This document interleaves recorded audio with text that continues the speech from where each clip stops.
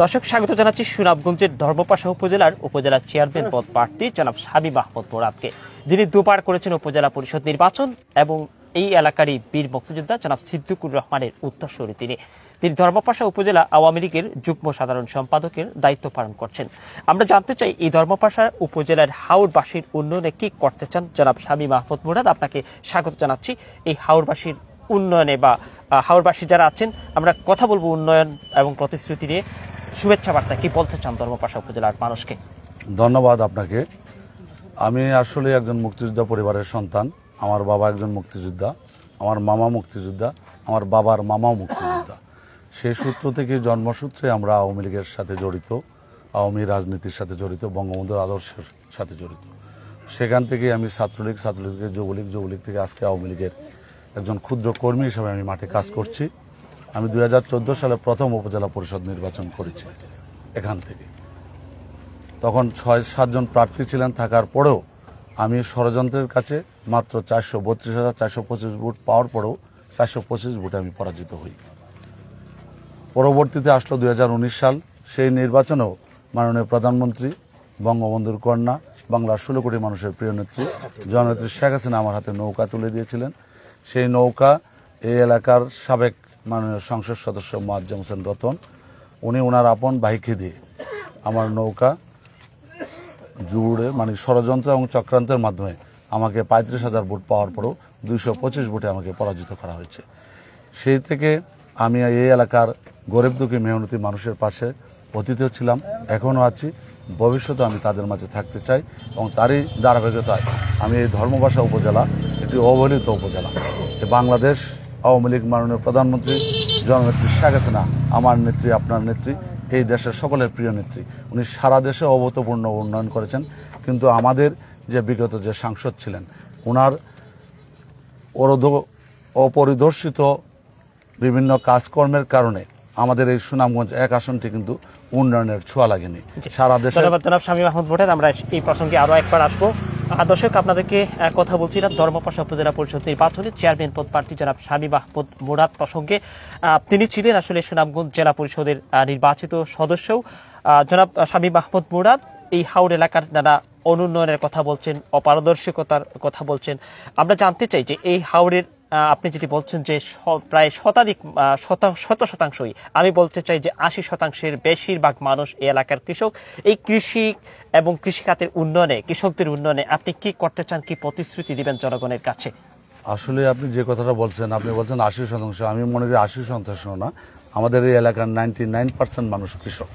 আর আমাদের একটি মাত্র বুড়ো ফসল, যে ফসলের মাধ্যমে আমার এলাকার গরিব দুঃখী মেহনতি মানুষ এবং প্রত্যেকটি পরিবার এই কৃষক একটি মাত্র ফসলের ধান দিয়ে আপনার চিকিৎসা, স্বাস্থ্য, শিক্ষা এবং পরিবার চালানো, যা যা বলেন আনুষঙ্গিক সবকিছু এই কৃষিকাজের উপরেই নির্ভরশীল।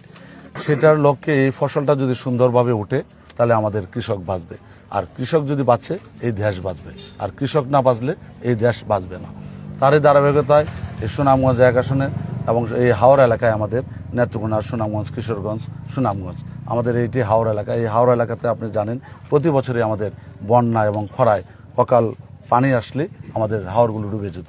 সেটার লক্ষ্যে মাননীয় প্রধানমন্ত্রী বঙ্গবন্ধুর কন্যা আপনার লক্ষ লক্ষ কোটি কোটি টাকা দিয়ে ভেরিবাঁধের ব্যবস্থা করে দিয়েছেন। তারই ধারাবাহিকতায় আমাদের এখন ওই আগের যে বন্যার যে ইয়েটা ছিল সেটা থেকে আমরা অনেকটা পরিত্রাণ পেয়েছি। পাশাপাশি এখন যেটা সমস্যা আমার কৃষক ভাইদের, সেটা হচ্ছে কি হাওড় থেকে যে ধানগুলো তুলে আনবে, এই ধান তোলার জন্য তাদের কোনো রাস্তা নেই, তাদের কোনো গুপাট নেই। এটা এই এলাকার দীর্ঘদিনের প্রাণের দাবি। প্রত্যেকটি হাওড় থেকে যেন ধানগুলো তারা স্বল্প মূল্যে বাড়িতে আনতে পারে এবং বিক্রি করতে পারে, তাহলে তারা যে ধানটা আমরা 1,1200 টাকা মন কৃষক পায়, সেটা হাওড় থেকে এই রাস্তা না থাকার কারণে তারা সেই ধানটা 700 টাকা মন, 600 টাকা মনে বিক্রি করতে হয়, প্রতি মনে 300-400 টাকা তারা কম পাচ্ছে।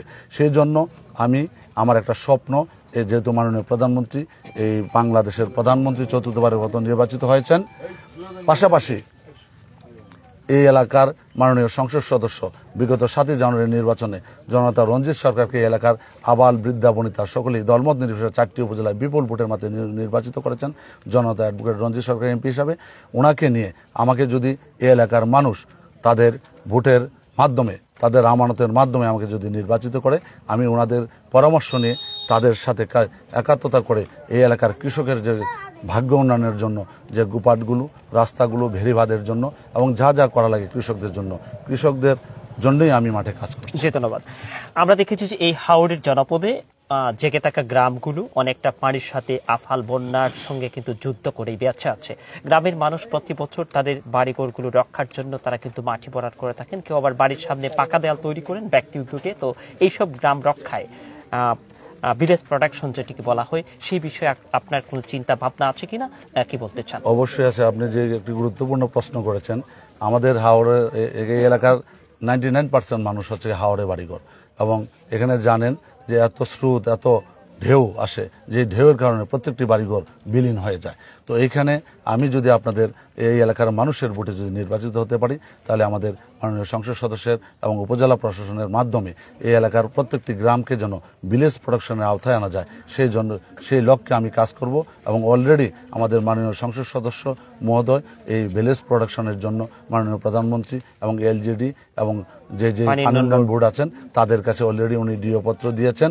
আর আমি যদি নির্বাচিত হতে পারি, ওনার মাধ্যমে ওনাকে নিয়ে এই এলাকার প্রত্যেকটি, আমার উপজেলার 6টি ইউনিয়ন, 168টি গ্রাম, প্রত্যেকটি গ্রাম যেন ভিলেজ প্রোডাকশনের আওতায় আসে, সেই লক্ষ্যে আমি কাজ করে যাব ইনশাআল্লাহ। আমরা কথা বলতে চাই যে এই এলাকার মৎস্যজীবী আছেন যারা জেলে শ্রমিক, কৃষকের পরেই কিন্তু এই শ্রেণীটা অনেকটা বড় চলে। তো সেই শ্রেণীর মানুষের ভাগ্য উন্নয়নে আপনি কি করতে চান, কি ভাবনা আপনার?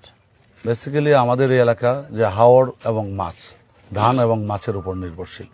আমাদের একটি মাত্র ফসল, পরবর্তীতে 6টি মাস আমার এই এলাকার প্রত্যেকটি গ্রামে জেলে সম্প্রদায়ের বসবাস আছে, এবং জেলের সম্প্রদায় মাছের মাধ্যমে জীবিকা নির্বাহ করে।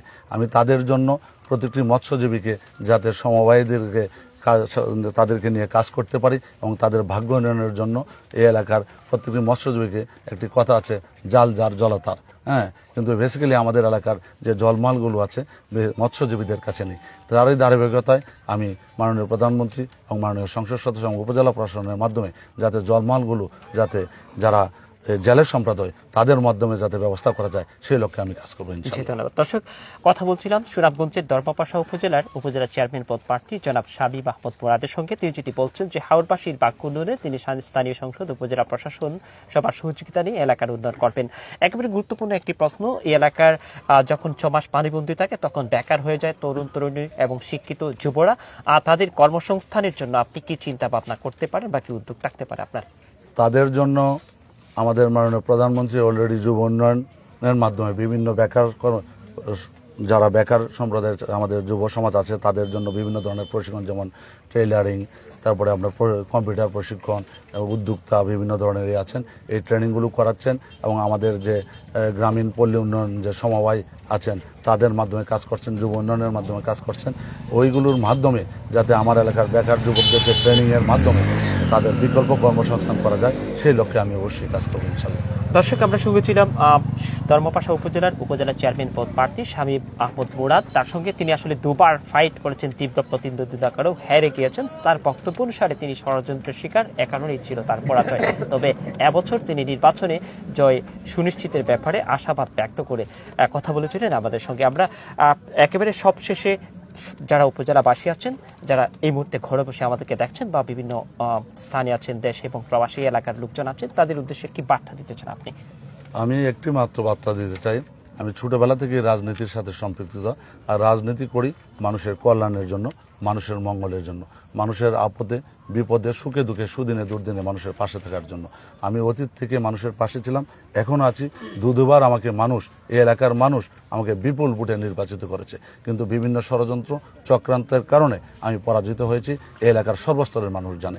এবারও আপনারা খোঁজখবর নিয়ে দেখেন, আমার 6টি ইউনিয়নে প্রত্যেকটি গ্রামে আমি শামীম আহমদ মুরাদের পক্ষে এবং গুড়া প্রতীকের পক্ষে আপনার স্লোগান উঠেছে যে আমরা এই এলাকাতে যুবক এবং জোয়ান সবাই মিলে ঘোড়া প্রতীকে ভোট দিতে চাই, এবং ঘোড়া মার্কের উপরে বিজয়ী করে এই এলাকার সাধারণ মানুষের ভাগ্য উন্নয়নের জন্য আমি কাজ করে যাচ্ছি।